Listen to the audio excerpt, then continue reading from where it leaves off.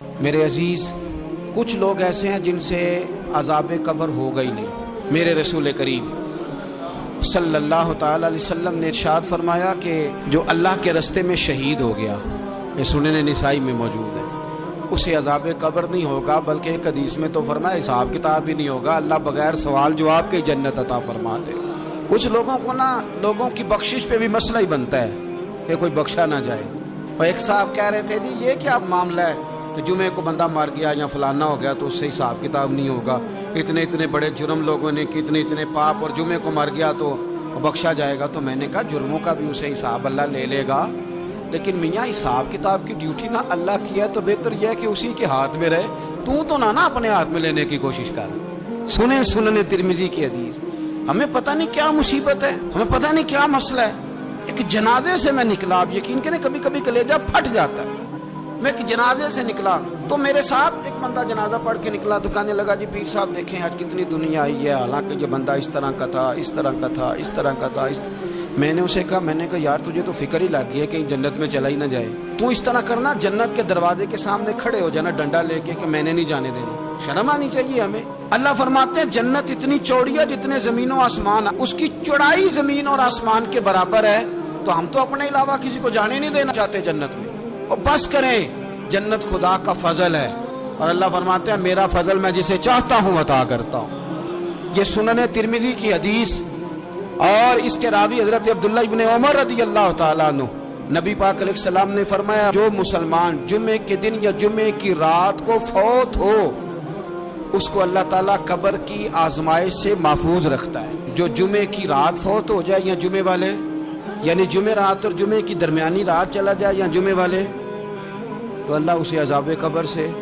تو میرے عزیز جو بندہ شہید ہو اس سے عذاب قبر نہیں ہوتا، جو آدمی جمعے کے دن یا جمعے کی رات چلا جائے اسے بھی عذاب قبر نہیں ہوتا۔ اور میرے رسول کریم صلی اللہ تعالی علیہ وسلم نے فرمایا جو بندہ ایک دن اور ایک رات، یہ حدیث صحیح مسلم میں، سنن ترمذی میں، مصنف عبدالرزاق میں موجود ہے،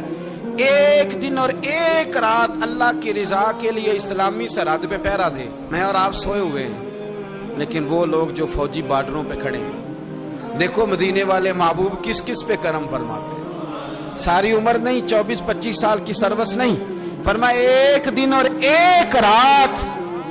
اللہ کی رضا کے لیے جو اسلامی سرحد پر پہرا دے، مسلمانوں کو کافروں سے بچائے، رب اسے عذاب قبر نہیں دے گا، اسے اللہ تعالیٰ اپنے فضل سے معاف فرما دے۔ ایک رات اور ایک، آپ کیا سمجھتے ہیں کہ ان فوجیوں کی کوئی چھوٹی شان ہے، ان کا کوئی چھوٹا مرتبہ ہے؟ ایک دن اور ایک رات اگر یہ پہرا دیں تو اللہ انہیں اتنا انعام عطا کرتا ہے۔ اسی طرح سن لو، یہ ذرا غور سے سننا، ابن ماجہ کی حدیث، اور اس کے علاوہ مسند ابو یعلا میں موجود حدیث کے راوی حضرت ابو ہریرہ رضی اللہ تعالی عنہ، حضور صلی اللہ تعالی علیہ وسلم نے فرمایا جو شخص بیماری سے فوت ہوا، قربان جاؤں میرے محبوب نے بیماری کا نام ہی نہیں لیا، فرمایا کوئی بھی بیماری ہو، فرمایا جو آدمی بیماری سے فوت ہوا اللہ اسے شہادت کی موت عطا فرمائے گا، اور وہ عذاب قبر سے اور قبر کے امتحان سے بھی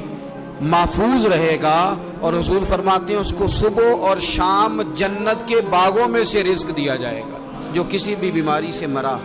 یہ لوگ بیماری سے مر رہے ہیں تو لوگوں نے اچھوت سمجھ رہے ہیں، اچھوت، یہ اچھوت نہیں ہے، اس لیے کہ لوارث نہیں، یہ خدا رسول کے ماننے والے ہیں، تم انہیں اچھوت کہہ رہے ہو، اور مدینے والے رسول انہیں شہید فرما رہے ہیں۔ حضور نے فرمایا جو بیماری سے مرے شہید ہے، وہ قبر کے عذاب سے محفوظ رہے گا اور جنت کے باغوں میں سے اللہ رزق دے گا۔ لوگ کہتے ہیں دیکھو جی بڑا تانگ ہو کے دنیا سے گیا ہے، تو اس بندے کو بھی عذاب قبر نہیں ہوتا۔ اسی طرح جو بندہ سورہ ملک پڑھتا ہے، سنن ترمذی میں حضرت ابن عباس سے روایت ہے کہ حضور صلی اللہ علیہ وسلم کے ایک صحابی نے ایک جگہ خیمہ لگایا تو وہاں سورہ ملک پڑھنے کی آواز آتی، کوئی بندہ پڑھنے والا نظر نہیں آتا تھا۔ جب حضور کی بارگاہ میں عرض کیا تو فرمایا وہاں قبر تھی، اور قبر کے اندر بیٹھ کے میرا صحابی سورہ ملک کی تلاوت کر رہا تھا۔ اگر ہمیں خسرہ نمبر یاد ہو جاتا ہے نا اپنی جگہ کا، اور ہمیں پتہ ہوتا ہے کہ میرے والا حصہ کتنے کروڑ کا ہے، اگر ساری کہانیاں ہمیں یاد ہوتی ہیں تو سورہ ملک بھی ہمیں یاد ہو سکتی ہے۔ موبائل پہ اس کو ریکارڈ کر لیں، پھر اس کو سنیں،